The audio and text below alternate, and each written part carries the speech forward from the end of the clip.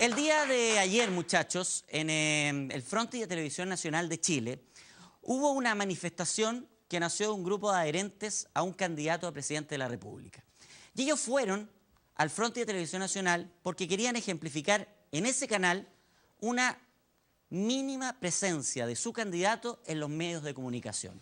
Según ellos, el candidato no aparece como debería aparecer con respecto y comparación al resto de los candidatos. Nosotros lo habíamos invitado hace una semana y coincidió con esto. Y hoy, al sillón del Sin Dios ni Ley, viene para conversar de todos los temas y especialmente para conocer un poco más al candidato del Partido Humanista, el señor Marcel Clot. Marcel Clot está aquí, en Sin Dios ni Ley. Marcel Clot está aquí, con José Miguel. Saludos a la juventud, Marcel Clot. Oye, Marcel, esto es como que anduvieras en el barrio saludando a las vecinas. Así es la vida de un candidato del pueblo. Mira, el candidato del pueblo, asiento Marcel. Oye, para comenzar, Marcel, ¿tuviste problemas en el ascensor? Creo que has tenido problemas en ascensores. A veces esto te lo mandaron... Ah, sí, muchas gracias. Para resolver algunos pequeños problemas. Es que tuve una mocha con un gallo antes ahí afuera, lo hubierais visto. Bueno, no es fácil, se transpira. ¿Tienes problemas con los ascensores, Marcel? O sea, con los lugares encerrados, si no se abren, tiendo a ponerme un poco ¿Pero nervioso. tuviste alguna experiencia? No. ¿Nunca te has quedado encerrado? No. ¿Pero le tienes miedo a los ascensores? No, yo lo uso igual, pero si se llegan a trabar... ¿Qué haces en ese caso? Lo trato de abrir como sea.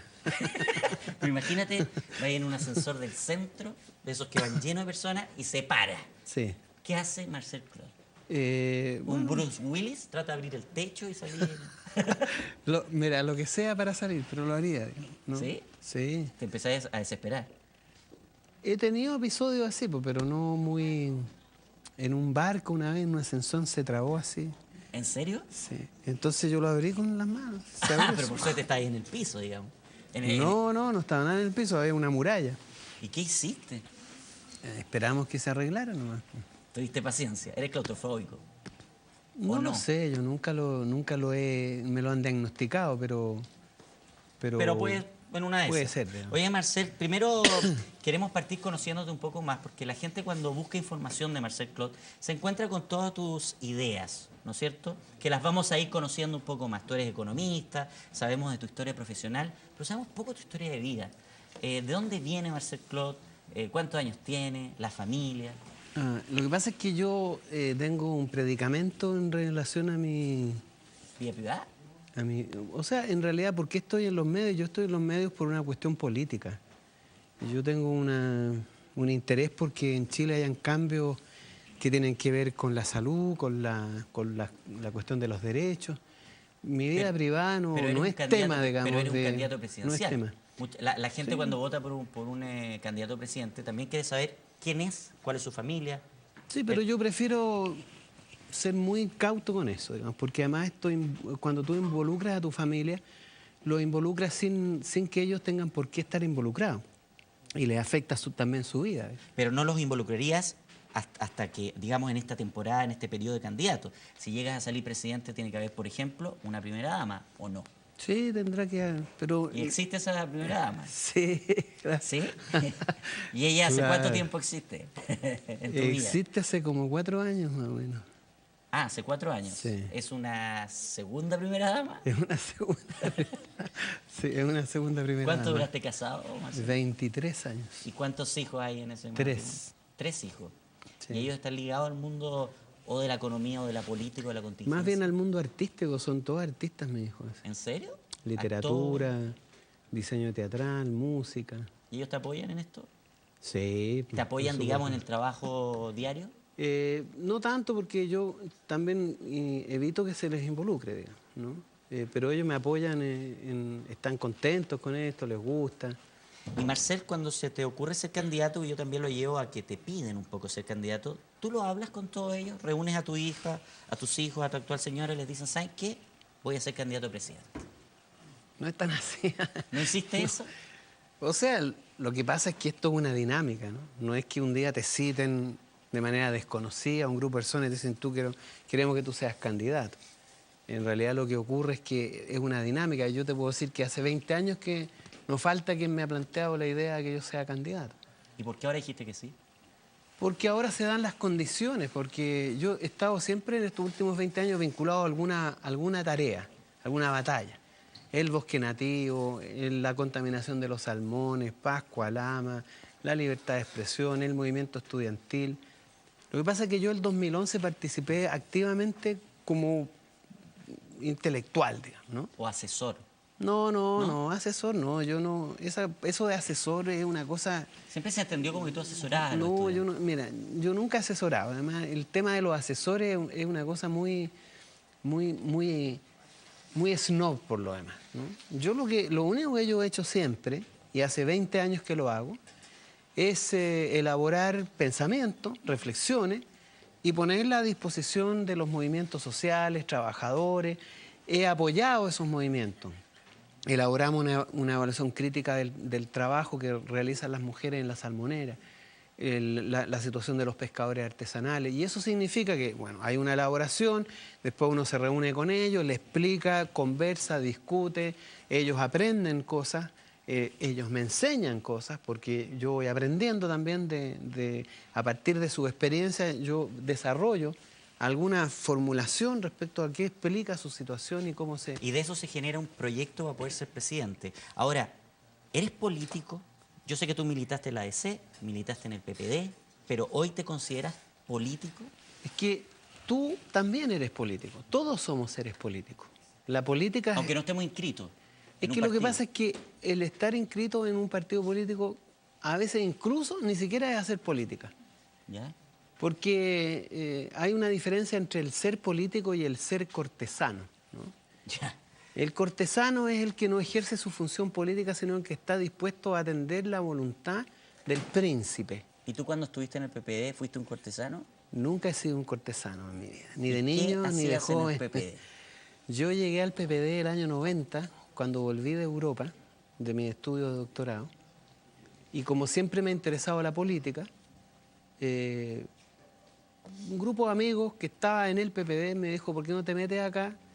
Estamos en la concertación, está partiendo el gobierno de Elwin, y este partido tiene posibilidades de incorporar reflexiones nuevas, porque era un partido sin contenido, era un partido sin proyecto, Que se formaba sin ideología, era un partido que quería ser básicamente instrumental, y no tenía reflexión, no tenía historia política, no habían elementos que constituyeran una mirada de país, una mirada... Pero sí tenía electoral. líderes con mucha historia política. Sí, pero venían o del Partido Socialista, o Claro, del Partido Comunista, o incluso de sectores de derecha. Entonces, yo junto con otras personas entramos ahí e intentamos darle contenido a esto. Y de hecho le dimos harto contenido. ¿Y qué pasó finalmente que te vas el 93 o 95? El 93, a por ahí. fines del 92, digamos, fue justo antes de la elección de Magnef. ¿Tuviste algún problema específico con alguien? Muchos problemas, pero ¿Con harto, quién? con Sergio Vitar particularmente, que era el presidente del partido. Porque yo tenía la responsabilidad de la Comisión Económica y de la Comisión Programática. Y el problema mayor fue en la Comisión Programática porque logramos armar una discusión, un debate político mayúsculo, grande, de 300 personas más o menos. Todos jóvenes de ese entonces, estamos hablando hace 20 años atrás. Y le dimos contenido, toda la reflexión sobre la sustentabilidad, la crisis de la modernidad, los proyectos posmodernos, toda esta reflexión O sea, tú acerca... estabas feliz trabajando ahí en ese Claro, minuto. y llegamos yo todavía me acuerdo, un encuentro programático que fue en esta casa es por ahí por Avenida Mata, era una casa grande donde era el Ágora, se llama el Sí, Ágora. una casona. Una casona, el Ágora. Y ahí discutimos esto y a Sergio Vitar no le gustó mucho.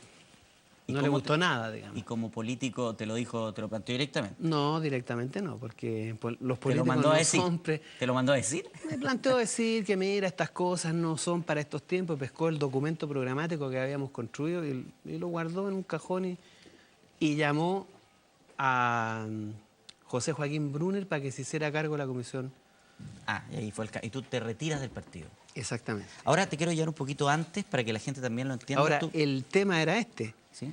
porque nosotros además habíamos hecho una reflexión crítica profunda y de hecho le hicimos un cuadrillazo al entonces ministro de Economía, Carlos Minami, Claro. y le cantamos la cancioncita completa, porque estaban haciéndose los lesos con con la privatización de empresas públicas, lo del cobre, lo de la deuda subordinada, y finalmente porque ya estábamos viendo si esto de la conversión del proyecto de la concertación hacia la herencia de la dictadura empezó el mismo día, Entonces nosotros empezamos el 90, el 91 y el 92 ya la cosa estaba clara para dónde iba ese barco. Y tú esperabas otro camino. Exactamente. O sea, Oye, nosotros queríamos cambiar la herencia de la dictadura. O sea, había que terminar con las AFP, con las ISAPRES, la nueva constitución, la reforma del sistema binominal. Todas esas cosas eran parte del proyecto original de cambio a la dictadura. Entonces, al 92 ya la cosa se sabía para dónde iba y algunos nos fuimos y nos fuimos para siempre. A propósito de la dictadura, otro dato que mucha gente a lo mejor lo desconoce, tú trabajaste del año 83 al 95 en el Banco Central. Es decir, trabajaste un periodo... Del 83 al 90 del 83 al 86. Al 86, perdón, del 83 al 86. Sí. Trabajaste en el Banco Central, del 83 al 86. Sí. Es decir, trabajaste en pleno periodo de la dictadura. Y también, entonces es bueno que la gente diga, ¿por qué? ¿Qué hacía Marcel Cloas ahí? Lo que hacía en cualquier parte o sea, lo que pasa es que la gente tiene que contextualizar lo que era eso. A ver. El tiempo de la dictadura, las universidades eran rectores militares. Todos los organismos públicos estaban administrados por autoridad militar. TVN tenía un director. O sea, militar. ser periodista en tiempo era trabajar para el gobierno militar. No es así, porque el sector público es distinto de trabajar para y de hecho el Banco Central es autónomo. El sistema, tú no dependes del Ejecutivo, o sea, es un organismo público que no depende del Ejecutivo. Y yo, bueno, ese es por una cosa. Por otra parte, era la época, acuérdate que era la época donde en Chile había un 30% de cesantía. Y todo, porque si hubiera trabajado yo en la universidad, si yo hubiese entrado a la universidad como postulé a un cargo en la universidad, claro, habría trabajado también para un gobierno militar. Ya, pero desde el Banco Central podías discrepar. O sea, yo discrepé, pues si yo no solamente estaba en el Banco Central, sino que era miembro de la agrupación de economistas socialistas, era además activista del grupo Sebastián Acevedo contra la tortura, además estaba en una célula de cristianos por la teología de la liberación. ¿Trabajaste ahí? Sí, pues, y además no hubo ninguna marcha, ninguna protesta, ninguna manifestación en contra del gobierno militar que yo no haya participado en esa época.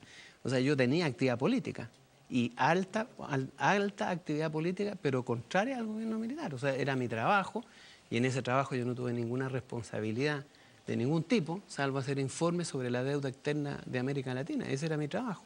Era un trabajo al que incluso yo postulé, digamos, como concursé. Y fueron unos amigos que eran de izquierda los que me tramitaron el... Y así entraste. Duraste poco, en verdad. O sea, lo que pasa es que yo entré a trabajar ahí el 86, digamos, renuncié y me fui a Europa. Pero ese fue como el trabajo que tú podías haber tenido como médico en la posta central, como especialista en computación en el registro civil. O sea, había que trabajar en algo. Pero además no era una pega que comprometiera nada de tu compromiso político, ¿no? O sea, era absolutamente... Era ser funcionario público, que no es lo mismo.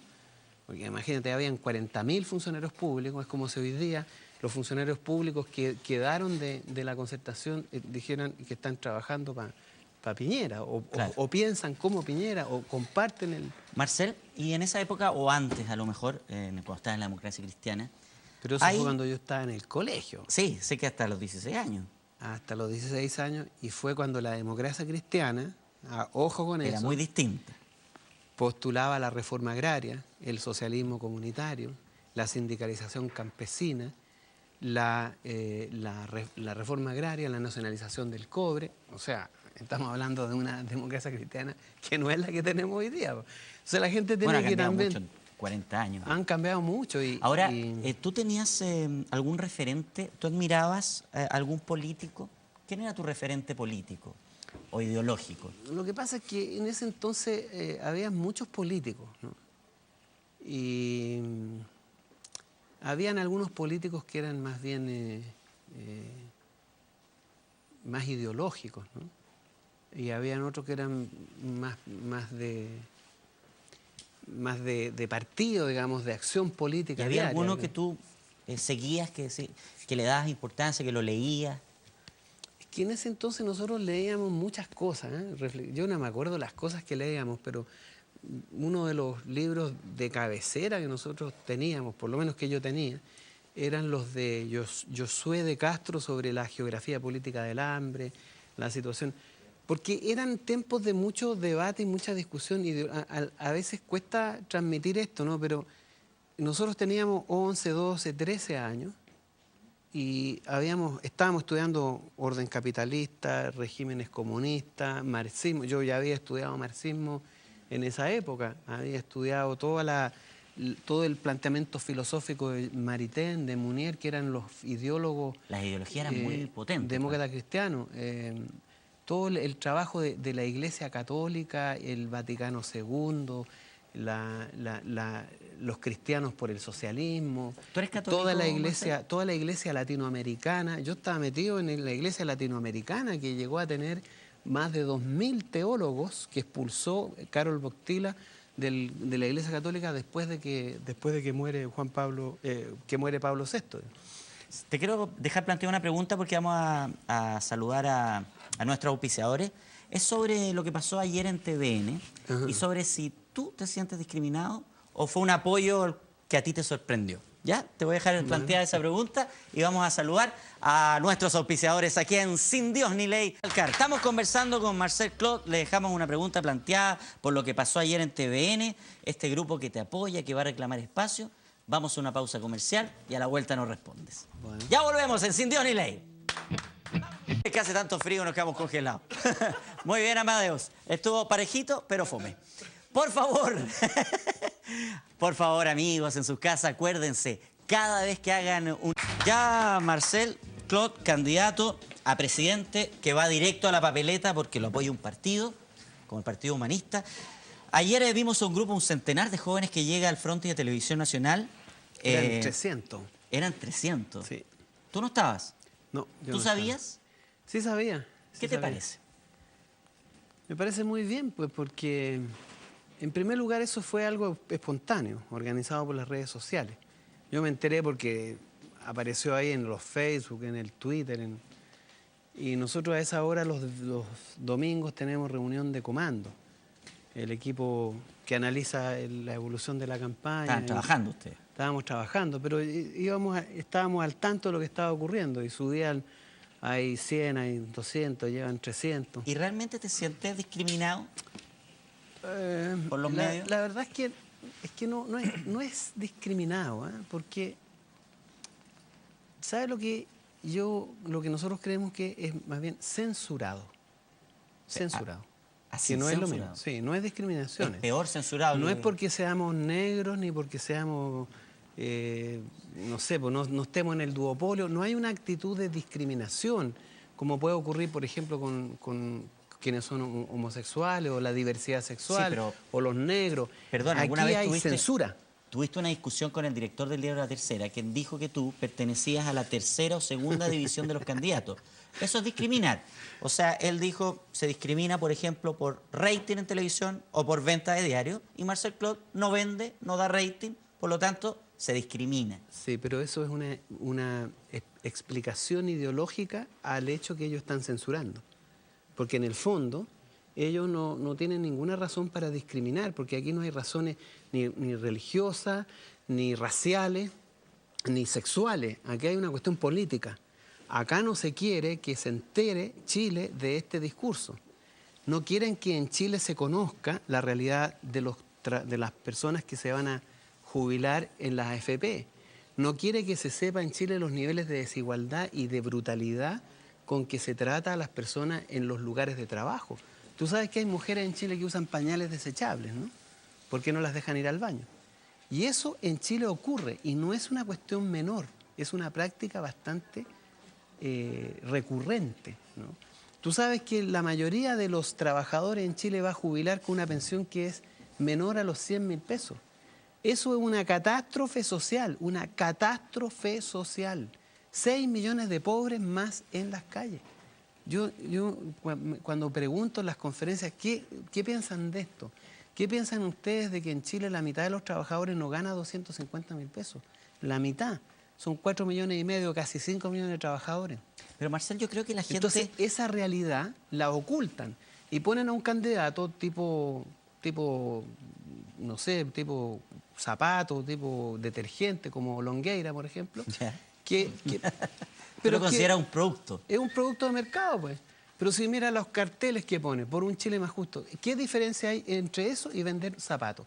O vender detergente, o vender un producto, una gaseosa. Es lo mismo, ellos hacen análisis de mercado, de qué es lo que quiere la gente, proyectan, inventan un producto, le ponen algunos avisos comerciales y lo mandan a la calle o lo ponen en avisos comerciales. Y ellos te dicen, Chile está maravilloso, vamos por el buen camino, pero eso no es cierto, ellos están faltando a la verdad. Ellos construyen un país que quieren que la gente lo entienda.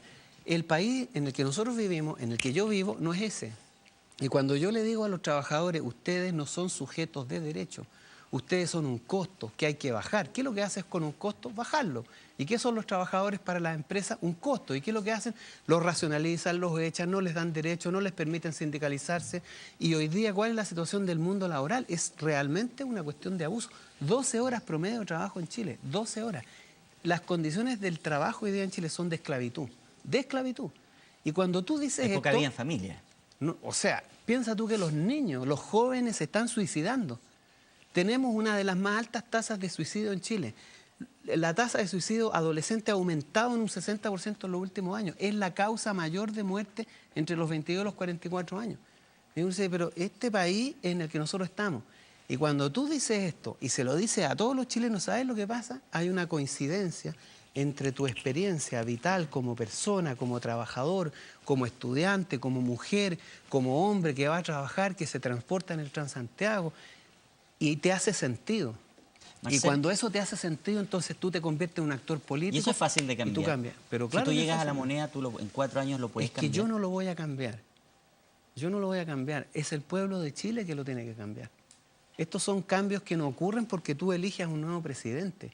Tú lo que tienes que hacer es cambiar, refundar este país. ¿Sí? Chile lo que necesita es una refundación, porque hoy día está fundado exclusivamente en la lógica del lucro, del negocio y del gran capital. Eso es todo Chile. Todo es un negocio, hasta las cárceles son un negocio. Pero ese proceso me imagino de ser muy largo. No es largo, no es largo. Lo que pasa es que son procesos. Lo primero que hay que hacer es fundar este país sobre los derechos. El derecho a la salud. Pero los derechos están en la Constitución. No, no están en la Constitución. Están relatados, pero después la misma Constitución te los niega. Porque te establece mecanismos. Esta Constitución. Y esta Constitución es la que hay que cambiar. Porque acá, ¿qué es la Constitución?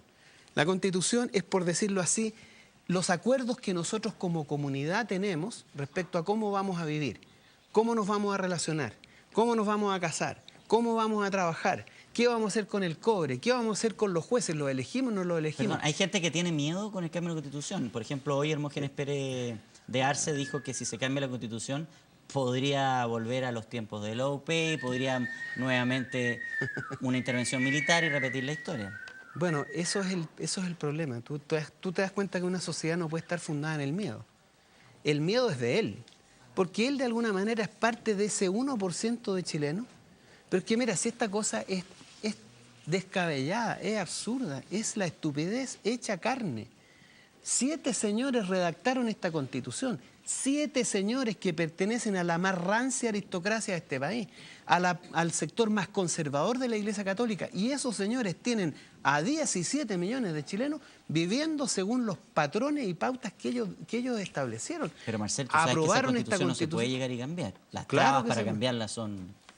Pero mira, las sociedades democráticas se fundan en lo que se llama el poder constituyente, ¿no? Sí. El poder constituyente es la voluntad popular, la voluntad de las mayorías. el presidente puede convocar a un plebiscito para preguntarle a los chilenos, ¿quieren tener una nueva constitución? ¿Quieren tener una nueva regla sobre la cual fundar la constitución? ¿Quieren o no quieren? Bueno, vamos a ver si... Pero dime. para terminar, Sí. si te dice el 80% de los chilenos que sí, tú como presidente, a través de un decreto supremo, puedes convocar a la Asamblea Constituyente. Y allí provocar una gran discusión, incorporar a los trabajadores, a los estudiantes, a las mujeres, a los chilenos que viven en ¿Qué regiones. es tu idea? Incorporar al pueblo y a la gente. Marcel, Incorporarlo y para tener terminar, una nueva constitución, y ahí empiezan a hacer los cambios importantes. tenemos que terminar. Tu página donde la gente puede leer todas tus ideas y tus proyectos. Todosalamoneda.cl. Todosalamoneda.cl. Muchas gracias, Marcel. Te quiero acompañar al ascensor. No tengas miedo. Cuidado. Toma. No tengas miedo con el ascensor, ¿eh? Muchas gracias, Marcel Claude. ¿Me puedo despedir aquí de Despídase, los- por favor. Ya pues, Futuro... ¿Ustedes van a ir a votar, muchachos, o no? bueno, Marcel, chao, que acabas estés de muy ganar bien. 4 votos. En Tengo una de muchos esas- más, al Sí. tuyo me imagino, ¿no? Muy bien, sí. Vamos a meternos a la página. El de Vasco Mulián no creo, pero bueno. ¿El de Ahí Vasco aprieta Mulián? el -1. Sí. ¿Aquí hay un Sí, -1? Sí. ¿Estás Cuidado, seguro? aprieta nomás. Dale nomás. Bueno. Cuidado que te lleva al PPD. No, entonces... Gracias, Marcel Claude. Muy bien, muchachos. Un aplauso nuevamente para Marcel Claude. El fin de semana...